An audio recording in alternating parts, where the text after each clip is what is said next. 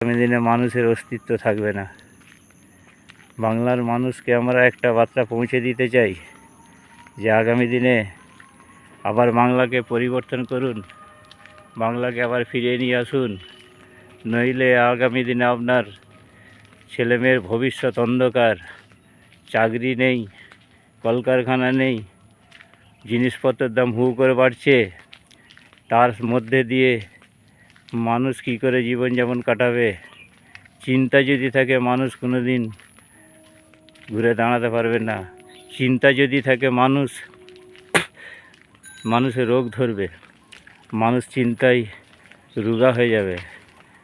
এবং তার সাথে আপনাদেরকে আমি বলছি, আবার ঘুরে পরিবর্তন আনুন। সেই 1977 সালকে আপনারা ভুলে যাবেন না।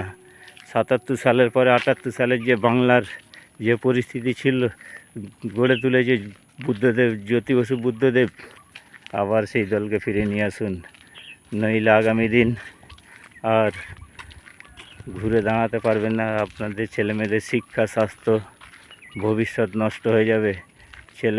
ছেলে মেয়েদের মানুষ করতে পারবেন না। ছেলেদের শিক্ষা হচ্ছে জাতির মেরুদণ্ড, সেই শিক্ষা শেষ, শিক্ষা চুরি হয়ে যাচ্ছে।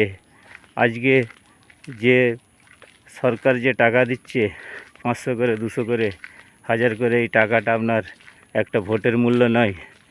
আপনাদের চিন্তা করতে হবে যে রাজ্য কোন দিকে যাচ্ছে, এবং সেই অবস্থার মধ্যে দিয়ে আপনাদেরকে ভালো করে ফের একবার পরিবর্তন আনতে হবে। 26-এ আপনারা ভুলে যাবেন না।